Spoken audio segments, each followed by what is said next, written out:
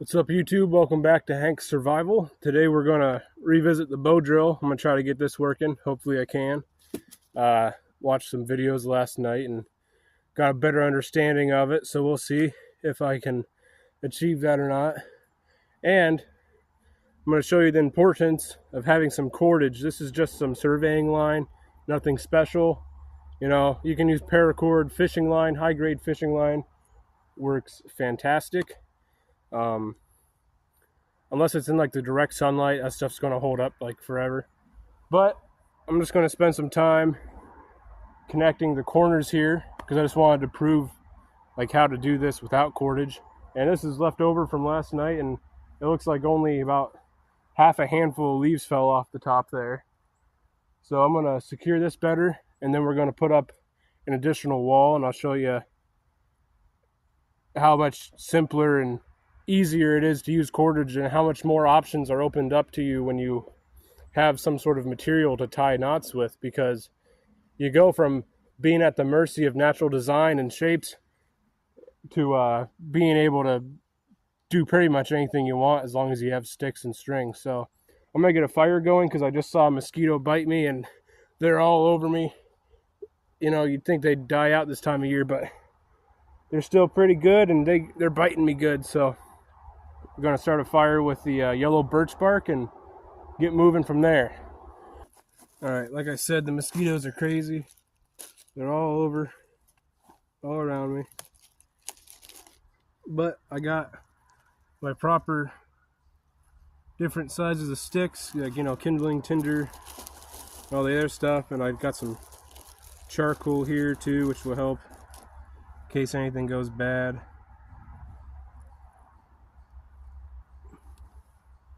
Let me move some of this stuff out of the way.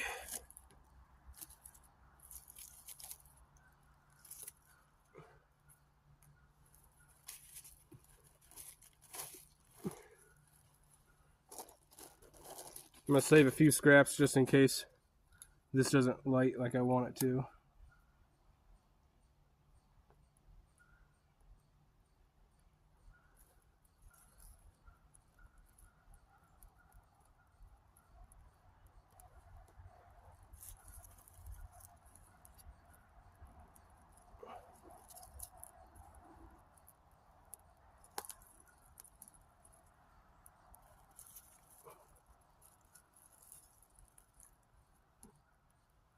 And I'm not going to cut this, so that way you guys can see just how easier and quicker a fire can go when you get the proper sizes of sticks and stuff. It's going pretty damn good so far. And I usually just put them on in a crisscross manner, so a layer goes this way and then a layer goes this way and then back over that way.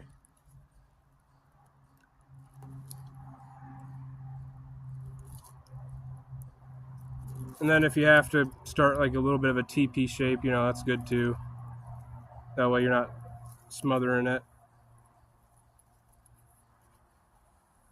And just like that, this fire's already going excellent. As you can see down in there, we got flame burning hot through all the sticks, big old pile of sticks. And I mean, that's the power of birch bark and having your tinder and kindling and everything else already pre-laid out. And then I got some bigger sticks right here for whatever, but it's taken right off. That's not a full-sized fire, but you don't need a huge fire. I mean, but right there, literally, fire within, what was that? I'm going to say from time of lighting the stuff on fire, under 60 seconds probably. Like, I'll have to go back and look, but under 60 seconds and just full-ass campfire. I'm going to put some leaves on it and stuff as it burns to try to help keep these mosquitoes away, because I don't know if you can see, I already got 1, 2 welts at least right there poking out, and I got bit on the face. They're wicked right now. They're very wicked. So, but now we're going to get started on the bow drill and try that out for a little bit. See if we can get it smoking. And then I'm going to get moving on the cordage and show you just how crazy easily that works. And so I'll try it a few more times here on camera, but pretty soon I'm just going to go show you the cordage and stuff, and we'll get started on tying everything together and building the next wall. Alright, there we go. This is pretty good. If I can just keep it like this. This is the best it's gone so far. Come on.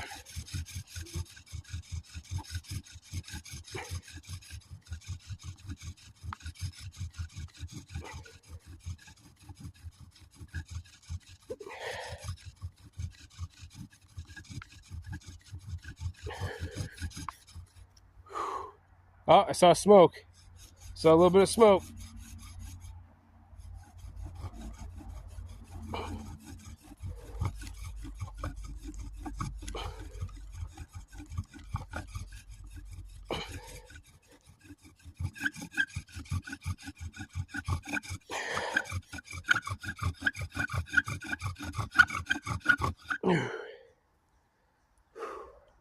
It's smoking, but believe it or not, the arm that's getting the most tired is this arm here, trying to hold it down.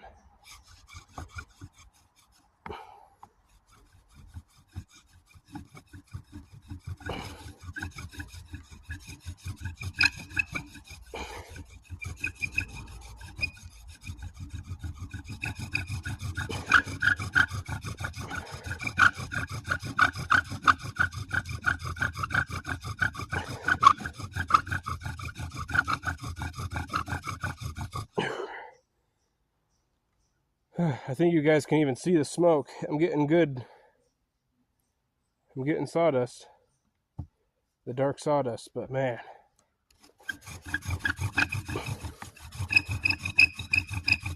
Oh. Ah, well. Oh, well. Here, you can see. Hopefully you can see at least. It's hard to tell with the camera. There's like the indent. That's pretty hot in there.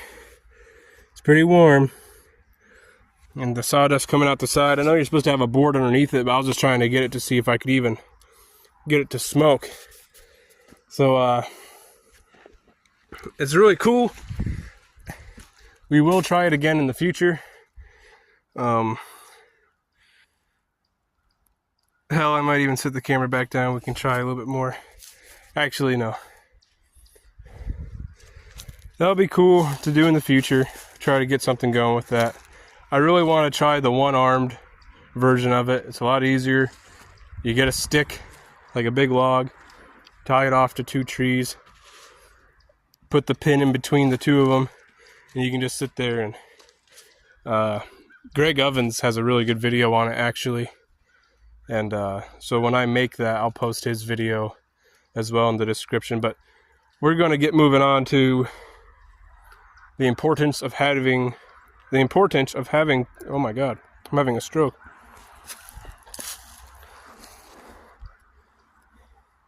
But now we're going to get moving on to the importance of having cordage and just how much quicker and easier it makes life out here in the bush, and why you should always have it with you. So I'm going to get started on that. Alright, so here I cut off about close to a 3-foot section, probably above just some masonry line. And the way I usually tie these things is I go from the underside first, so it's supporting it right away, and I'll go around the corners in an X-like fashion.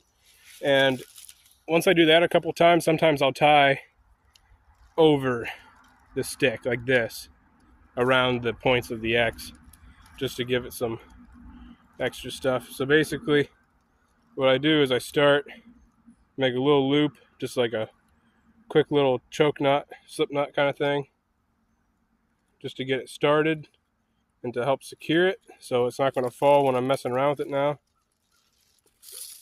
And then I bring it up over and under.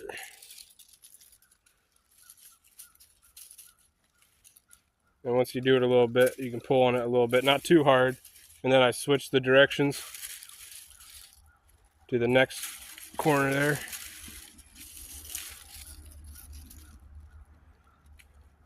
And then maybe almost like a little circle. And then you can kind of just start going random directions if you want to, as long as you just keep weaving it back and forth. And this is a little bit overkill for this one little joint, you know, but and then eventually just kind of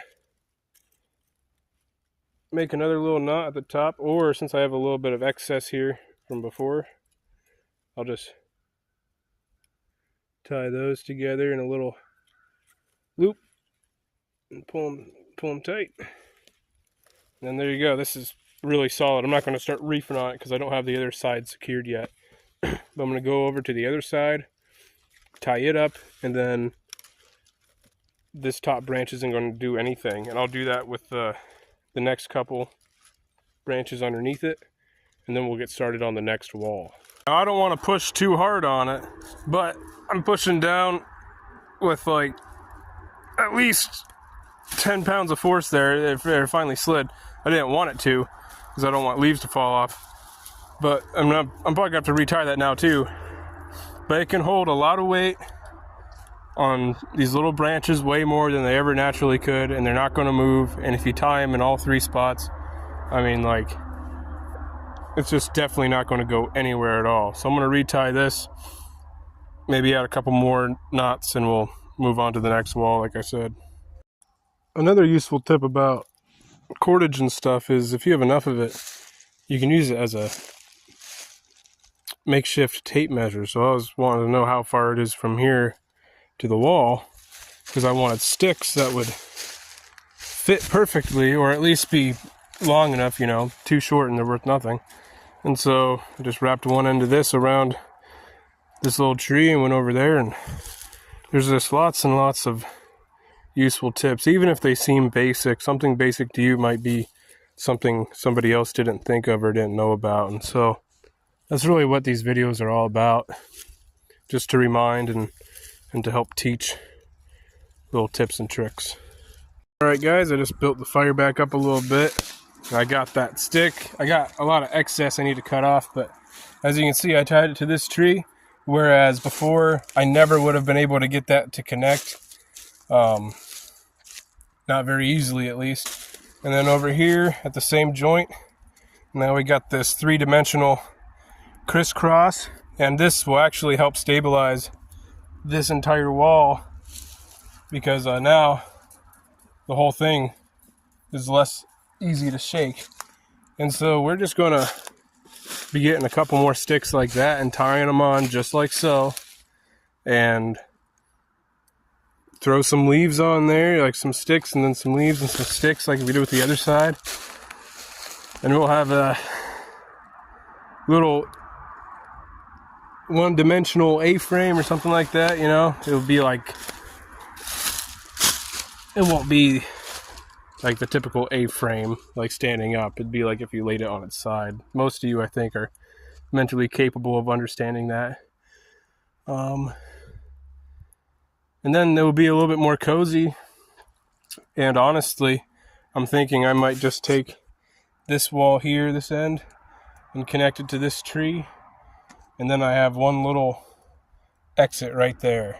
And I can even take sticks and place it across the walls and throw leaves on top of there. I have like a little chimney, and you know, it's not necessarily ideal, but as far as time goes and as far as being warm, it's going to be a relatively quick, warm, and dry shelter. And so if you were in the wild and you had some paracord, like a roll of paracord or a roll of this string, or some fishing line, like I said, you're going to be able to make a shelter like this. And if you ever get tired of it, or you want to go build something bigger and you don't have enough string, you can take it apart and use the string again. Sorry for the glare. Like, I know that's kind of crappy for video, but I'd like to keep adding to this shelter. And once I'm done with this, I'll probably move on and go make like an A-frame shelter and show you guys how to do that and different tricks. I want to show you different types of fires that you can make in the future. And pretty soon I'm going to start doing survival videos. And it's getting cold enough in the year. It's been beautiful the last 2 days. Well, today and yesterday. The day before that was the first video when I said it was freezing. But at nighttime it's been getting down to like 40, and next week it's going to be back down into the 40s during the day. So it will be good to come out here with a full battery on my phone and just use the shelter that I built. And I'd like to make future videos too where I make like a improv shelter where it's just like, hey, you know what, I got an hour before daylight, I can't make this.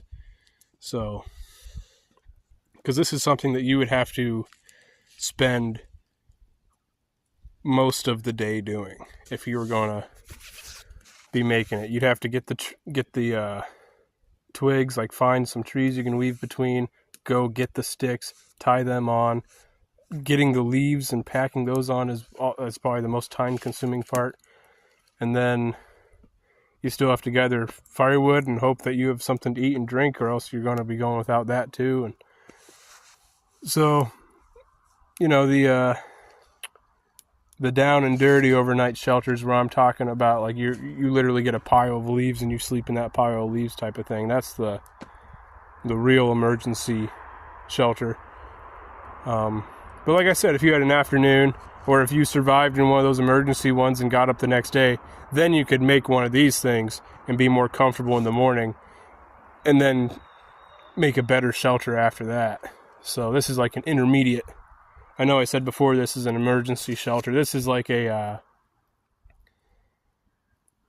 slightly more cozy emergency shelter, but it's obviously no place to spend like more than a night or two in, or, you know, worst comes to worst, like maybe a week. But all right, enough rambling, let's get to the next part. Like right about there.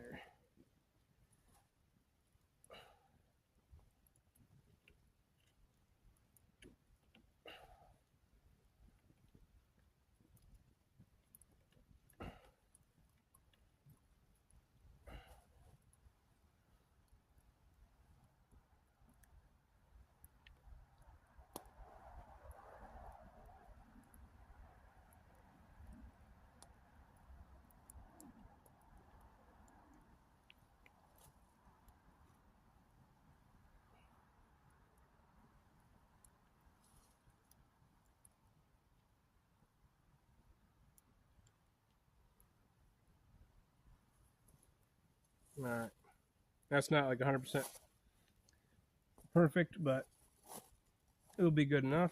It's not going to fall over or anything. Like, there's just better ways of tying it.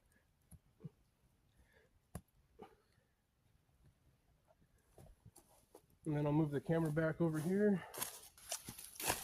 All right, might not be the best angle, but now I'm just going to pick this end up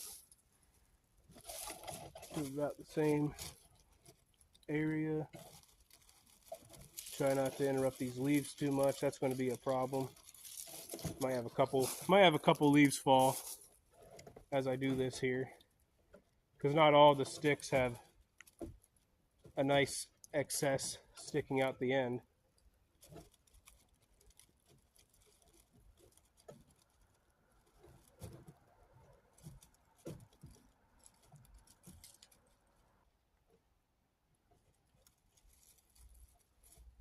All right, and it's not 100% perfect, but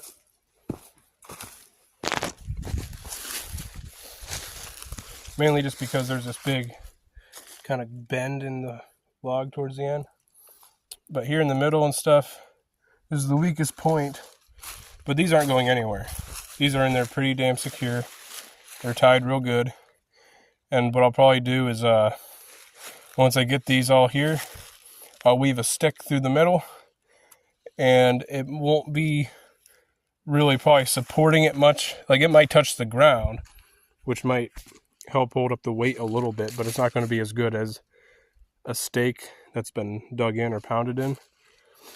But it will help with the stability of the bouncing. So I'm going to go try to find like about 3 more of those and then one to weave in. I might not really record me getting those sticks. I might record putting a couple of them in though. Only because I only got about, what would that be? About 40 minutes, 45 minutes, 30 to 45 minutes of sunlight left. I don't remember if it's 10 minutes or 15 minutes per finger from the horizon, but you know, either way it's close enough. So I'm just going to go get those and try to get the leaves on here before the sun goes down. So I'm going to go hustle. And I'll see you then, all right? Now, I know I might get some people arguing that paracord is better and that this is just junk or I should use something else instead.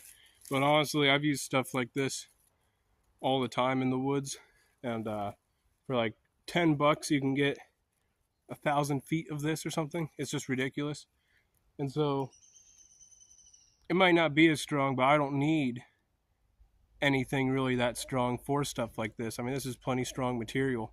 So if it was anything much more intense, then sure, I might be on their side, like if I was going to hang my body weight from it. But even then, I'll just double up on this stuff. Honestly, it's very strong.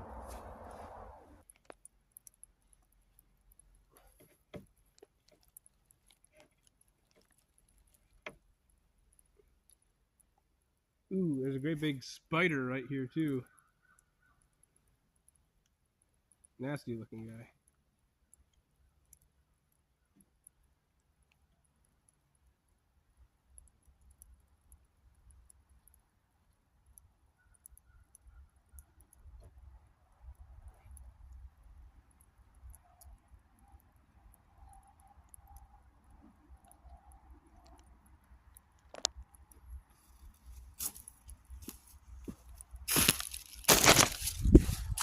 I tell you guys, the mosquitoes have got me so many times. I got some on my neck now, but yeah, here we go. Here's 3 out of the 5.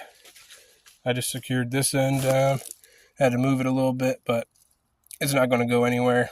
If it does go anywhere, it might sink like a 1/2 inch or something just because of the loose knot from when I was pulling it back and forth, but I'm not going to undo all that. It's totally fine. 1 or 2 more sticks to go here, and then a stick to weave in between, and we can start piling leaves. I think I might be able to get this done just in time. So got the 4th stick on there. Still need about 1 more. It's just a little bit too high of a gap on the ground.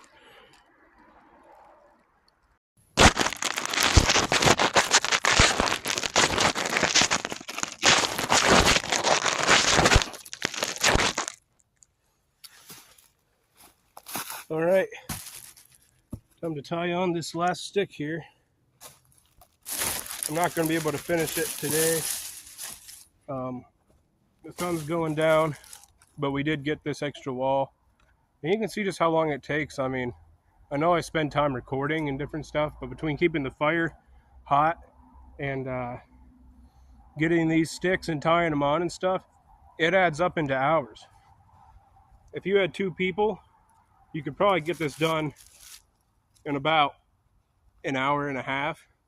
But by yourself, we're talking like 3-4 hours. We're talking at least 3 or 4 hours, honestly. Because like I don't drag my feet when I'm doing this stuff. I'm not taking any longer than I have to. Just working right along. And I tell you what, you end up spending a lot more time than you think. Like I said, between the fire and doing what you need to do, the time adds up. Recording the video doesn't even really take that much time because all I do is hit play and maybe talk for a few minutes. Hopefully that wasn't super loud, but getting this last layer on here. And in the next video, we'll just cover this all up with leaves and probably add some sticks to the top. And add some leaves to the top. Really get this closed in a little bit.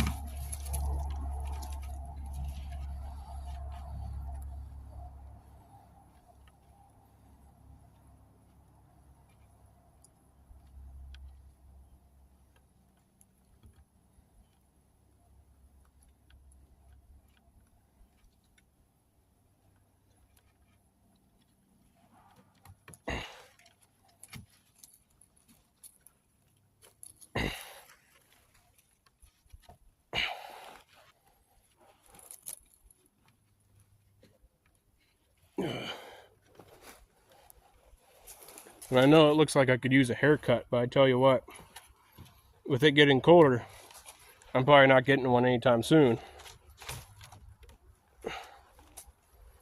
Just because might be a little bit warm right now, but in a few weeks, I'll be happy to have this big head of hair on me. But yeah, all I really do is tie like X's with a couple of lines in between. It kind of makes it end up looking like a square with an X. And then with the excess string, I just tie a simple little bow knot, like when you tie your sneakers. It's not going to come loose unless you pull it loose. And on top of that, if you wrap these tight, nothing's really going to happen anyway. So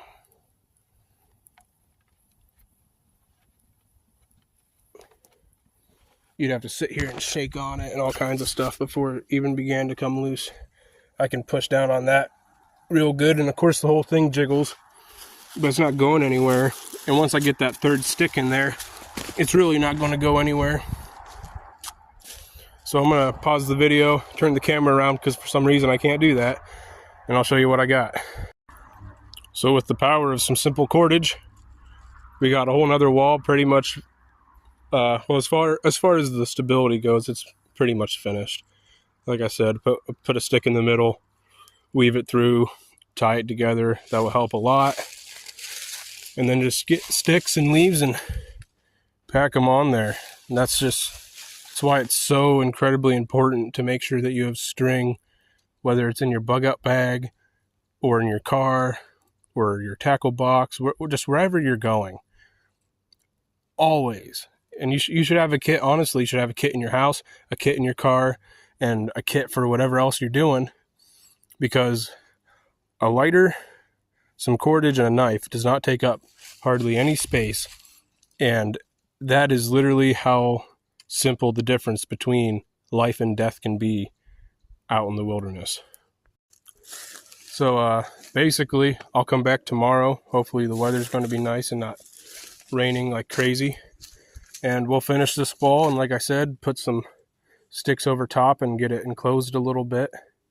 And it's nice that I made it higher up too, because now if I do put a roof on it, I got a couple of inches above my head. Might not seem like much, and it's not, but it is enough to get under, to crawl into, less space to heat. And honestly, it's also nice to have more walls, because the more walls, the tighter of a space you can be in. Not necessarily like a tighter space like a smaller fort, but just something that's enclosed. It also brings peace of mind when you're out here. And so, like, yeah, a bear could come over and come ripping through this thing, but they're usually curious. They'd probably start scratching at it first, or come find the entrance, you know. But besides something crazy like that, it just really helps with the peace of mind, and that can really attribute to a good night's sleep.